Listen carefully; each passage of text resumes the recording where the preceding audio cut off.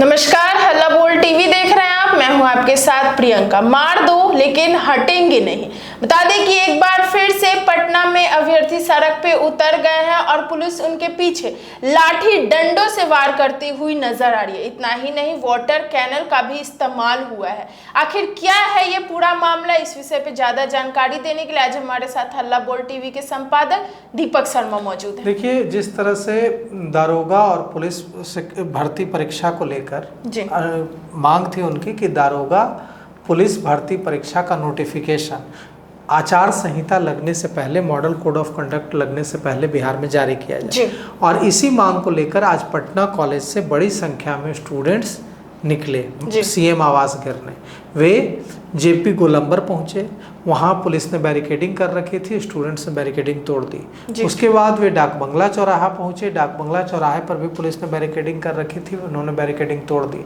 इसके बाद वे कोतवाली थाने के पास पहुंच गए। अब यहाँ पर कोतवाली थाने के पास जब पहुंच गए तो यहाँ पुलिसकर्मियों ने लाठीचार्ज किया और कई स्टूडेंट्स को इसमें चोटें लगी हैं। एक छात्रा का पैर टूट गया है, कई छात्र घायल हुए हैं और वहाँ पर भगदड़ मच गई।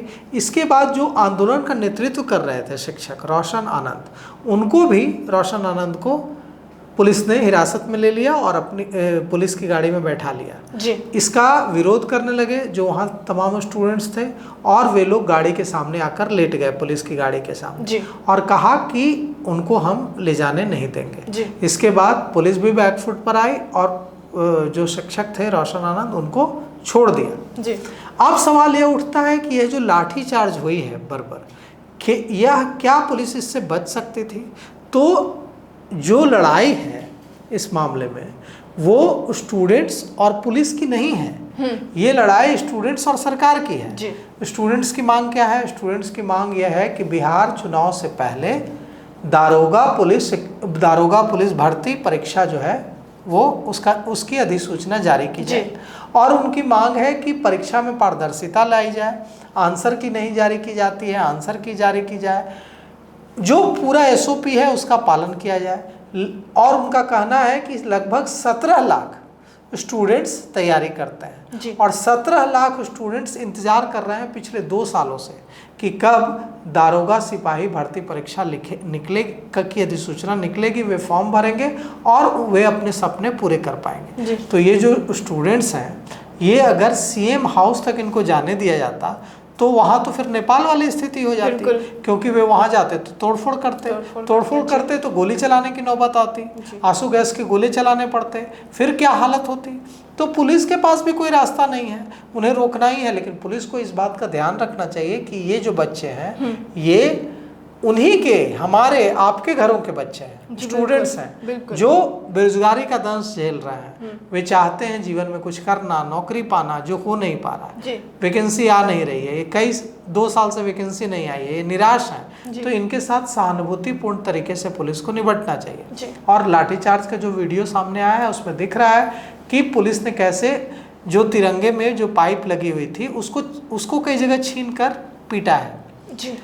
और ये तिरंगा यात्रा निकाली थी इन लोगों ने पटना कॉलेज से, बड़ी संख्या में स्टूडेंट्स हाथ में तिरंगा लेकर आगे बढ़े थे। लेकिन परीक्षा होगी, यह फैसला तो पुलिस को नहीं करना है, यह फैसला तो वहाँ जो मौजूद दारोगा सिपाही हैं उनको नहीं करना है, यह फैसला सरकार को करना है, शिक्षा मंत्री को करना है, एसीएस को करना है, चीफ सेक्रेटरी को करना है, मुख्यमंत्री को करना है।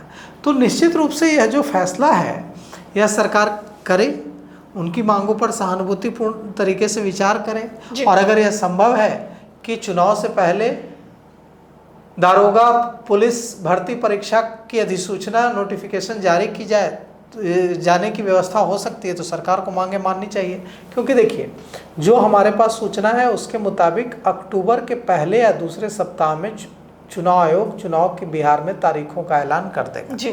और जैसे ही चुनाव की तारीखों का ऐलान होगा, मॉडल कोड ऑफ कंडक्ट लग जाएगा। अब जब आचार संहिता लग जाएगी, मॉडल कोड ऑफ कंडक्ट लग जाएगा, तो फिर कोई नोटिफिकेशन जारी नहीं हो सकता है, कोई वैकेंसी नहीं निकल सकती। तो स्टूडेंट्स चाहते हैं कि मॉडल कोड ऑफ कंडक्ट आचार संहिता लगने से पहले नोटिफिकेशन सरकार जारी कर दे कि हाँ, हम इतने पदों पर दारोगा सिपाही भर्ती परीक्षा लेंगे।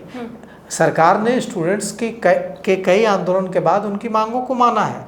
जैसे डोमिसाइल को लेकर इतना उग्र आंदोलन हुआ कि बिहार के बच्चों को डोमिसाइल का लाभ नहीं मिल पा रहा है, सरकार ने मांगे मानी और डोमिसाइल का लाभ मिला जी। तो उसी तरह से TRE 4 और STET को लेकर आंदोलन किया स्टूडेंट्स ने कहा कि नहीं, TRE सरकार कह रही थी कि हम TRE 4 पहले कराएंगे और STET बाद में कराएंगे और जो STET में पास स्टूडेंट्स हैं उनको बाद में TRE 5 में मौका मिलेगा। स्टूडेंट्स ने आंदोलन किया, उनका कहना था कि नहीं, आप STET पहले कराइए और STET पहले कराइएगा तो जो भी स्टूडेंट्स हैं सब TRE 4 में बैठ पाएंगे। अभी अगर आप TRE 4 पहले करा दीजिएगा तो वही स्टूडेंट्स परीक्षा में बैठ पाएंगे जिन्होंने पहले STET क्लियर किया है।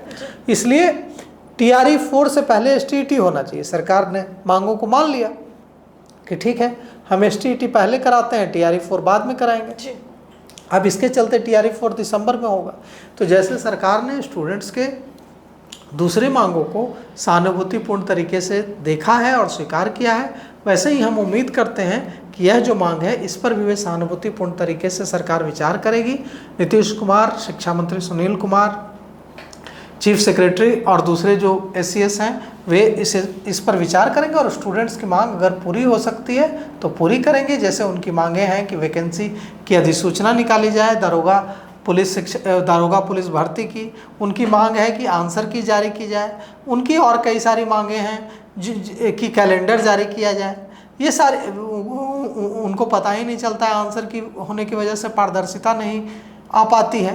तो इन सारी मांगों पर सहानुभूतिपूर्ण तरीके से विचार करना चाहिए और जिस तरह से बर्बर तरीके से लाठीचार्ज हुआ है उससे बचने का स्टूडेंट्स के आंदोलन में पुलिस को रास्ता ढूंढने की कोशिश करनी चाहिए। हालांकि हम पुलिस की मजबूरी भी समझते हैं। पुलिस स्टूडेंट्स को CM हाउस तक पहुंचने नहीं दे सकती है, क्योंकि अगर स्टूडेंट CM हाउस तक पहुंच जाएंगे तो नेपाल वाली हालत हो जाएगी और फिर गोली चलाने की नौबत आ जाएगी। तो निश्चित रूप से पुलिस के हाथ भी बंधे हुए हैं। लेकिन इतना तो जरूर है कि पुलिस को कम से कम बल प्रयोग करना चाहिए। जी।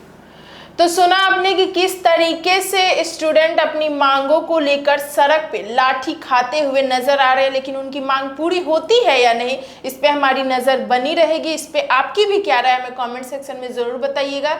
इस पेशकश में इतना ही। आगे की खबर देखने के लिए बने रहे हल्ला बोल TV के साथ। धन्यवाद।